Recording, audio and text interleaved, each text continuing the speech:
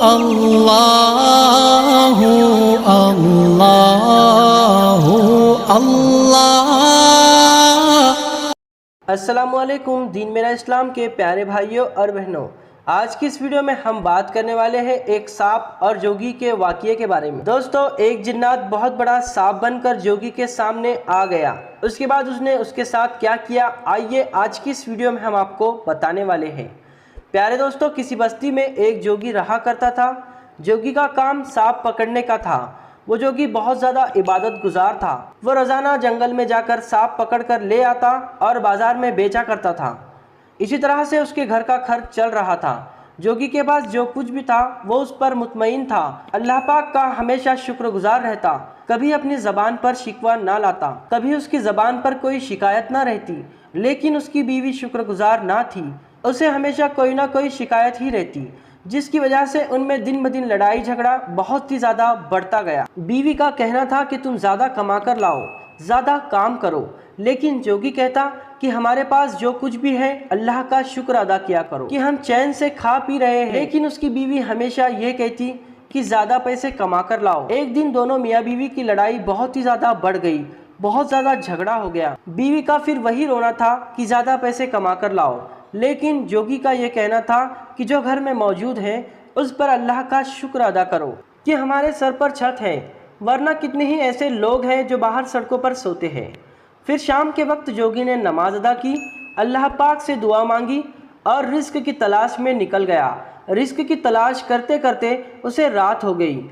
उदास होकर जब वो अपने घर की तरफ लौट रहा था, इतने में अचानक से उसे झाड़ियों में एक सफ़ेद सांप नजर आया। सांप को देखकर जोगी की आंखें चमक गई। वो जानता था कि इसकी बहुत ज़्यादा भारी कीमत मिलेगी, क्योंकि सफ़ेद सांप बहुत ही नायाब होते हैं। जोगी बड़े ही एहतियात से सांप के करीब गया, लेकिन सांप ने कोई हरकत नहीं की और वो वैसे की वैसे ही पड़ा रहा। जोगी ने जब ध्यान से उसे देखा तो नजर आया कि सांप जख्मी है। जोगी को सांप पर बहुत तरस आया। उसने अपने थैले से बर्तन निकाला, उसमें पानी भरा और सांप के करीब रख दिया। उसके अलावा उसने सांप का इलाज भी किया। अब जोगी सोच रहा था कि सांप को जाने दिया जाए या बाजार में बेच दिया जाए। एक तरफ उसे सांप पर तरस आ रहा था, दूसरी तरफ उसे अपने बीवी का चेहरा याद आ रहा था। वो सोच रहा था अगर मैं खाली हाथ जाऊं तो बीवी मुझ पर गुस्सा होंगी, लेकिन उसने अपने दिल की मानी और सांप को उठाकर एक सुराख में छोड़ दिया। अब वो परेशान सा होकर घर की तरफ जा रहा था। इतने में किसी ने जोगी को आवाज़ दी। जोगी ने जब मुड़कर देखा तो उसके सामने एक नूरानी चेहरे वाला शख्स खड़ा था। उसके हाथ में खाने पीने की चीज़ें और सामान था। वो जोगी के करीब आया और कहने लगा कि ये आज का तुम्हारा रिस्क है, और ये कहकर चला गया। जोगी कुछ देर हैरान खड़ा रह गया, लेकिन फिर अल्लाह का शुक्र अदा करता रहा और घर आ गया। बीवी ने जब राशन देखा तो बहुत ही ज़्यादा खुश हो गई और कहने लगी, लगता तुम्हें बहुत अच्छा काम मिल गया। जोगी खामोश रहा, लेकिन दिल ही दिल में कहने लगा कि अल्लाह ताला ने उसे उसकी रहमदिली का सिला दिया है। 1 साल का वक्त गुजर गया। चांद की 14वीं रात को जोगी उसी जंगल से जा रहा था कि अचानक से एक बहुत ही बड़ा सांप उसके सामने आ गया। जोगी उस सांप को देखते ही फौरन पहचान गया और मुस्कुराकर अपने थैली से बर्तन निकाला, बर्तन में पानी भरा और सांप के सामने रख दिया, जिसे वो सांप पी गया। सांप ने उस बर्तन में जोगी को अपना लाल दिया। प्यारे दोस्तों, ये हीरे के मानिंद होता है, ये बहुत ही ज्यादा कीमती होता है। जोगी बहुत खुशी खुशी उस लाल को ले गया और बाजार में बेच दिया, जिसकी वजह से बहुत ही अच्छी कीमत मिली। एक लाल की वजह से जोगी के दिन फिर गए। हर साल चांद की 14वीं रात को जोगी उस सांप के पास जाता और बर्तन में पानी भरकर उसे पिलाता। सांप जोगी को लाल देता, जोगी उसे बाजार में बेच देता।